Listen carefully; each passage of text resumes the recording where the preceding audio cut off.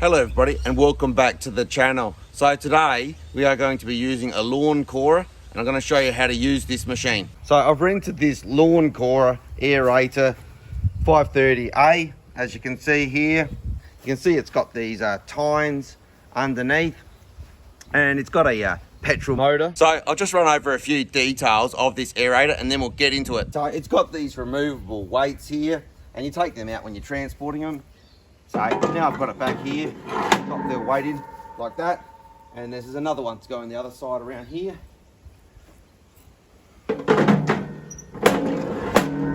And then it really is a simple machine to operate. You've got this lever here, which will drop the tines down. You've got this lever here, which is the self-drive mechanism, and you've got a depth adjuster here. Pretty simple engine. It's got a kill switch around here. It's got a petrol tap around here, so you make sure that's in the on position.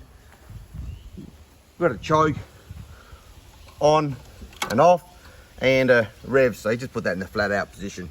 But before we get into it, just a couple of things on the lawn preparation. So the first thing you should actually do is to cut the grass down, and I had cut it down to just an average length last night. So as you can see, I've got my sprinklers running here, and I've had them running for probably 30-40 minutes. Because you want to have the lawn nice and saturated. The other thing I'm going to do is I've got some old coat hangers.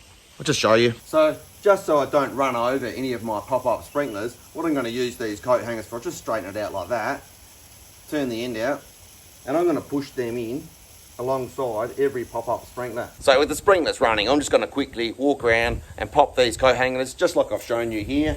And we'll get into it and we'll get all of those sprinklers marked. All right, so as you can see, I've gone around to all of the sprinklers and I've pushed those coat hangers in, and it's actually a good job because I'd actually forgotten where a few of those sprinklers are, and they're actually sitting a little bit out from the edge. All right, so the first thing we want to do is to drop the tines down. So just take the weight off, then we release the handle like that, and you can see it's now dropped it down onto the tines.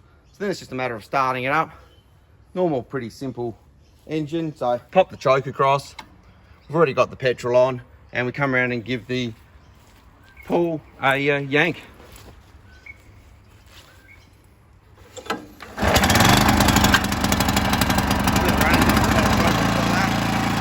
all good to go.